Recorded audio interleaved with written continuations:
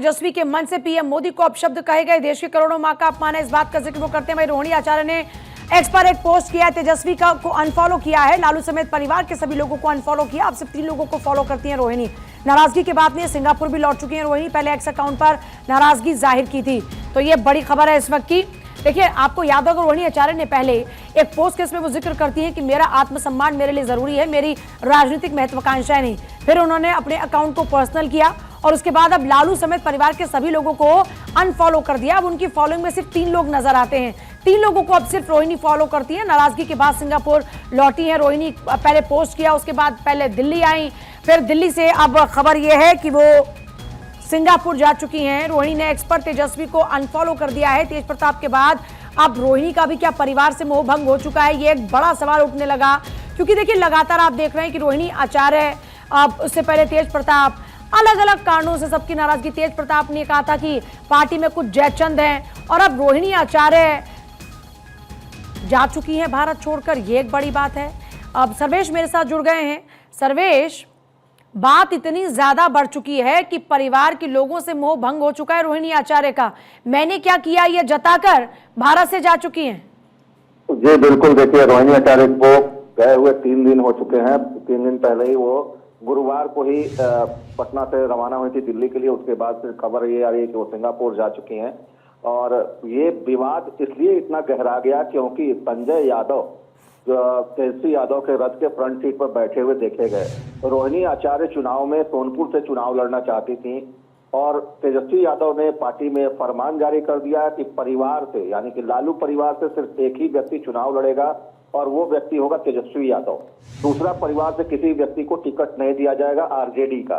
तेज प्रताप यादव को पहले ही दरकिनार कर चुके हैं तेजस्वी यादव। उसके बाद से रोहिणी आचार्य ने जब सवाल खड़े किए और जब चुनाव लड़ने की मंशा जाहिर की तो उनको लेकर भी तेजस्वी यादव ने साफ साफ कह दिया कि परिवार से सिर्फ तेजस्वी यादव ही चुनाव लड़ेंगे। इस बात को लेकर परिवार में खटपट थी और जब संजय यादव फ्रंट सीट पर बैठे हुए दिखाई दिए तो रोहिणी आचार्य को लगा कि एक मौका मिल गया है पिता को का ध्यान आकृष्ट करने का।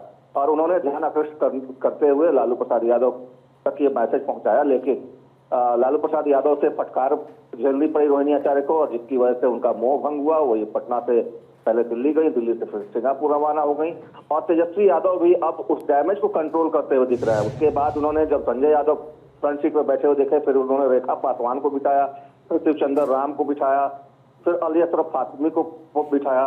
तो पीडीए, तो एक तरह से पीडीए का जो उनका नारा है कि पिछड़ा, दलित और अल्पसंख्यक, तो उसको एक तरह से बिठाकर सीट पर उन्होंने पीडीए का एक तरह से फॉर्मूला जो है उसको स्थापित करने की कोशिश की है।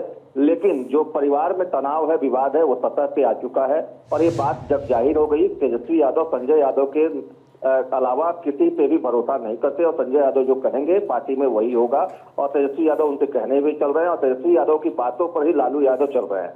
लालू यादव को भी तेजस्वी के अलावा कोई बर्दाश्त नहीं है और ये बात अब नहीं तो ये लालू की मजबूरी है या फिर ये उनकी चॉइस? देखिए, लालू प्रसाद यादव को लगता है कि तेजस्वी यादव में वो दमखम है कि वो सत्ता हथिया सकते हैं। हाँ। और सत्ता में वो काबिज हो सकते हैं, ये उनको लगता है। उनको लगता है कि लेकिन सत्ता के मुंह में क्या लालू आप ऐसा कर सकते हैं कि अपनी बेटी को ही भूल जाए जिसने उनको जिंदगी दी, जीवन दान दिया फिर से?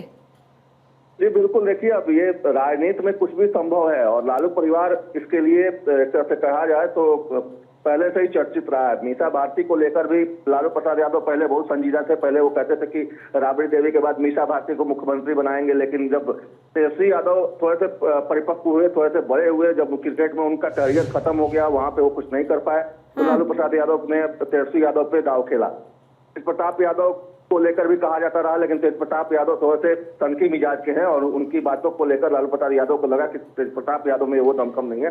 तो राजनीतिक क्षमता लेकिन सर्वेश, फिर ये सवाल आता है, जिन लालू यादव से न जाने कितने लोगों ने राजनीति के गुण सीखे, राजनीति कैसे होती है ये सीखा, क्या वो अपने बेटे का सही से मार्गदर्शन नहीं कर पा रहे हैं?